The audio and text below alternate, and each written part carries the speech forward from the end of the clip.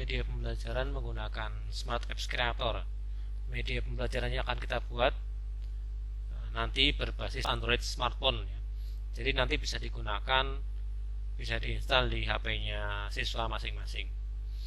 Ya, software yang akan kita gunakan adalah SAC atau Smart Apps Creator. Salah satu aplikasi yang cukup ringan untuk membuat aplikasi. Walaupun sebenarnya SAC ini tidak diperuntukkan khusus untuk membuat media pembelajaran, tapi bisa kita gunakan, kita manfaatkan untuk membuat media pembelajaran berbasis Android. Ya, sudah saya jelaskan sebelumnya langkah-langkah dalam menginstal aplikasi ini. Nah, sekarang yang akan kita bahas adalah bagaimana memanfaatkan SAC menjadi sebuah media pembelajaran berbasis Android. Langkah pertama adalah kita buka dulu softwarenya. Kalau sudah diinstal itu akan muncul di desktop ya. Logonya itu ada logo namanya Smart Apps Creator ya. Ada logo bohlam ya. Kita buka saja, klik 2 kali.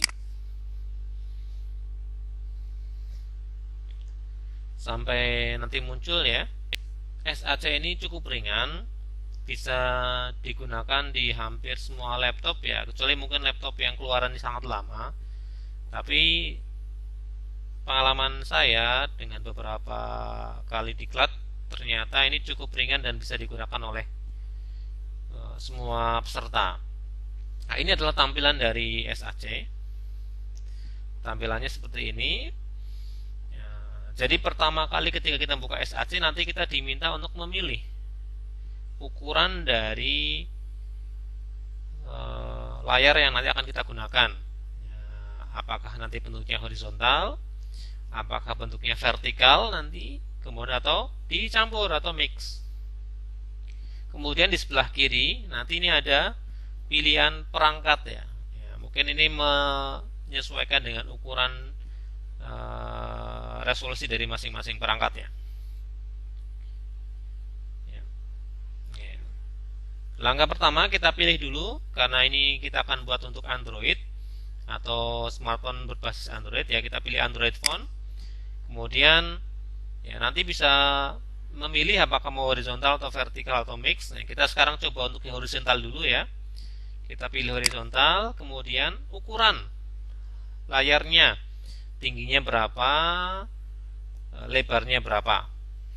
Untuk sementara kita buat misalnya widthnya 1280 ya, height-nya tingginya 720. Nanti menyesuaikan dengan ukuran atau konsep dari Bapak Ibu semua. Setelah kita menentukan ukuran, kita langsung ke submit ya, klik submit. Ya, ini area kerja dari Smart Apps Creator. SAC ini ringan karena berbeda dengan aplikasi-aplikasi yang lain atau software yang lain. Misalnya PowerPoint ya. Kalau PowerPoint itu dia sudah ada aset-asetnya. Sebagian bahan-bahan sudah disediakan oleh PowerPoint. Misalnya membuat kotak, membuat shape ya, membuat diagram, mengganti background itu sudah disediakan. Tapi SAC murni tidak menyediakan apa-apa. Asetnya harus kita cari sendiri, kita siapkan sendiri. Termasuk diantara untuk mengganti background pun harus kita siapkan gambar yang mau kita jadikan background, entah itu gambar polos atau gambar yang ada objeknya ya, yang kita jadikan background. Termasuk juga nanti gambar-gambarnya, audionya, videonya, materi-materinya harus kita siapkan di luar software SAC ini. Ya, sebelum kita mulai membuat media, pertama adalah kita simpan dulu supaya nanti ketika kita sudah buat tidak hilang ya. Nah, cara simpannya save as atau save ya. Kita coba save as saja karena ini pertama kali. Kita save as. Ya, silakan dipilih mau disimpan di mana hasil dari project ini ya. Misalnya Saya simpan di DTKP kegiatan 2021 misalnya ya, asal di sini ya, di sini diklat misalnya. Saya simpan di sini namanya misalnya karena nanti saya akan buat media jelajah angkasa ya, media tentang tata surya, saya beri nama jelajah angkasa. Kemudian di save. Ya, ya. Ketika namanya sudah berubah, berarti sudah tersimpan ya. Saya akan sedikit jelaskan fitur-fitur yang ada di SAC secara singkat. Edit ya, ini fitur menu edit, nanti lebih kepada menu edit untuk teks ya. Ini ada nanti ganti font, ganti ukuran teks, backgroundnya, rata tengah, rata kiri, dan sebagainya. Jadi menu edit ini lebih kepada menu untuk edit teks ya nantinya. Kemudian di sebelah kanan menu insert. Insert itu untuk menambahkan objek. Ya, semua objek ditambahkan melalui menu insert ini. Ada yang berupa gambar, audio, video, teks, teks input, formula, PDF, counter, tombol, HTML, website, dan sebagainya. Ya, nanti semuanya lewat sini. Nah, tapi ada cara lebih praktis untuk menambahkan objek. Kalau saya lebih sering menggunakan, kita ke area kerja utama ini ya, yang kotak putih ini, tinggal klik kanan. Ya, semua menu insert ada di sini. Jadi lebih praktis daripada saya harus menuju menu insert yang ada di atas, terus pilih salah satu. Kemudian di sebelah kanan insert ada menu template. Ya, template ini lebih kepada template-template untuk foto, untuk teks, efek, dan sebagainya. Ini untuk tahapan kedua ya. Dengan menu template ini kita bisa membuat games-games sederhana, kuis-kuis sederhana menggunakan menu template ini. Ya, nanti mungkin di sesi berikutnya akan kita bahas kembali. Kemudian di sebelah kanan ada menu animation. Ya, sudah jelas ya kalau menu animation adalah untuk menambahkan animasi di objek. Animasinya bisa animasi masuk atau animasi keluar. Ini mirip-mirip dengan yang ada di PowerPoint. Ya. Kemudian di sebelah kanan ada menu interaction. Nah, ini adalah fitur utama dari SAC.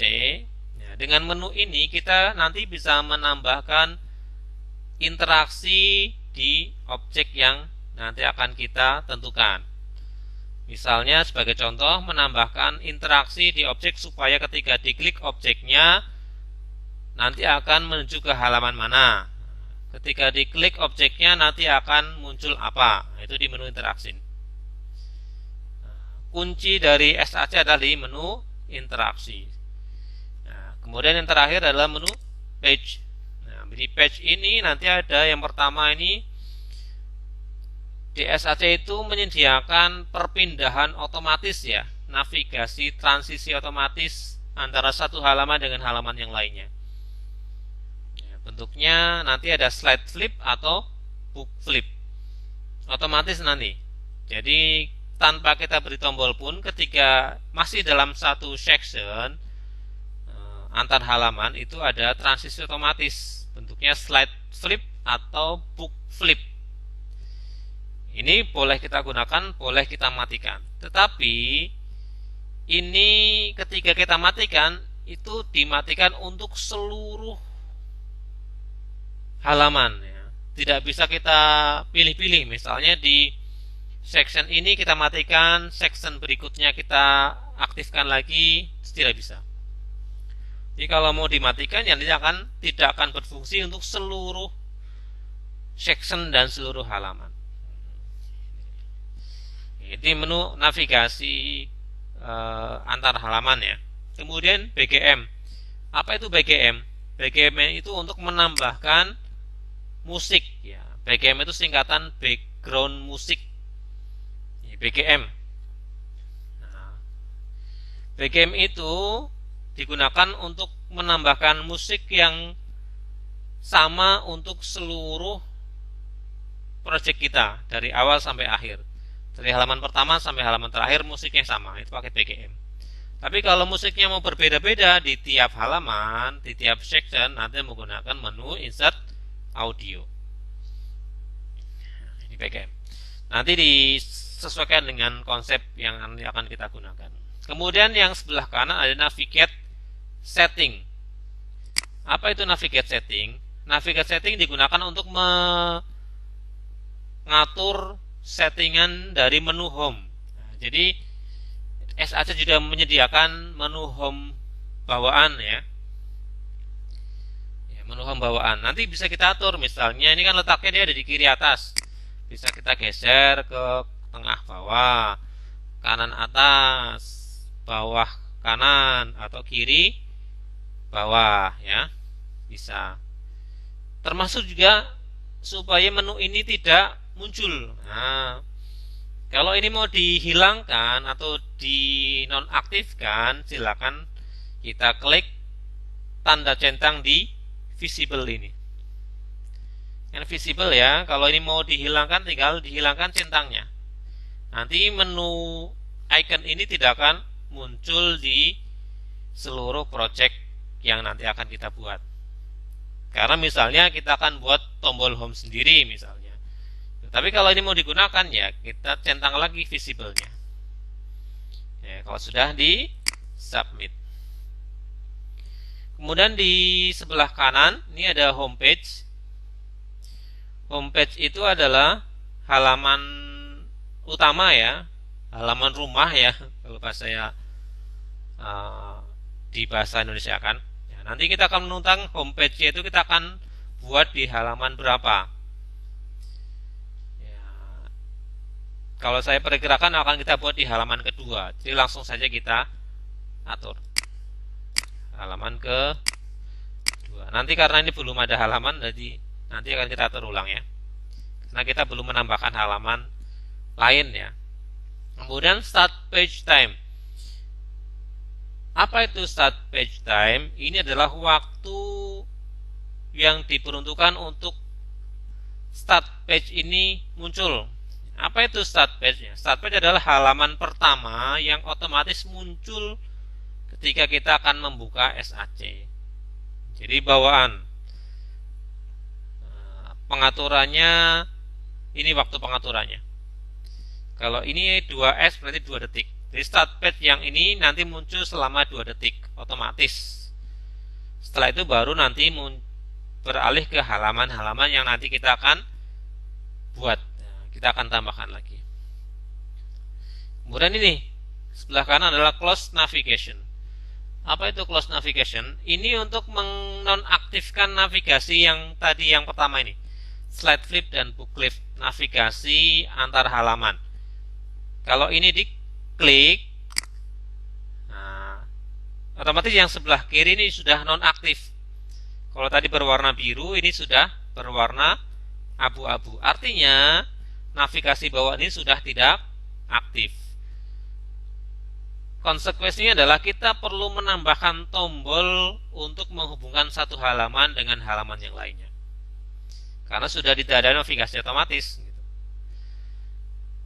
Kalau kita mau mengaktifkan lagi, tinggal diklik ini, Open Navigation. Kemudian ini adalah preview ya. Preview itu nanti akan muncul di sebelah kanan atas ya, pasti dia di sebelah kanan atas. Kemudian ini area timeline ya atau navigasi yang digunakan nanti untuk menambahkan section, menambahkan page. Ya, jadi bahasa di SAC itu section itu seperti kita ibaratkan bab ya, bab pendahuluan, bab materi, bab kuis, bab soal. Di dalamnya section itu ada page ya atau halaman gitu. Jadi nanti kita akan tentukan dulu kerangkanya, kita mau berapa bab, berapa section, dan berapa halaman. Nah, itu harus kita buat dulu kerangka media kita. Ini adalah area kerja utama. Kemudian sebelah kanan ini ada properties ya. Properties itu ada 3, properties umum, general. Kemudian sebelah kanan adalah properties untuk animasi dan properties untuk interaksi. Setiap objek nanti mempunyai 3 properties. Yang otomatis itu adalah properties untuk umum ya. Kalau properties, kalau dia ada animasi, dia nanti ada properties animasi. Nanti muncul dia menggunakan animasi apa, itu muncul di sini. Kemudian sebelah kanan adalah properties untuk atau pengatur untuk interaksi. Kemudian paling kanan adalah layer. Itu sekilas mengenai menu-menu yang ada di Smart Apps Creator. Nanti sambil praktek, biasanya sambil menghafalkan menu-menu tersebut. Tidak semua menu akan kita gunakan di level pertama ini ya. Kita akan lebih kepada menu-menu utama. Ya, langkah pertama adalah kita menentukan kerangka dulu. Menentukan kerangka dari media yang akan kita buat. Ya, misalnya kita mau buat berapa section, kita harus tentukan dulu. Misalnya sectionnya section opening, kemudian ada section misalnya petunjuk atau kompetensi ya, kemudian ada section materi, section quiz atau latihan soal, dan section terakhir adalah section untuk profil kita. Biasanya kita namakan section developer ya. Jadi kita butuh 5 section, 5 bab. Nah, cara menambahkan section, tinggal kita arahkan mouse ke tulisan default section ya, yang warna abu-abu ini, tinggal klik kanan, kemudian pilih new section lagi sampai berjumlah 5. New section 1, 2, 3, 4, satu lagi ya. Kemudian untuk lebih memudahkan, section ini harus kita beri nama. Cara memberi namanya tinggal kita klik kanan seperti tadi, kemudian menu sekarang adalah menu rename section. Misalnya opening ya. Section yang lain juga kita beri nama. Misalnya ini kompetensi ya, submit. Kemudian menu berikutnya section materi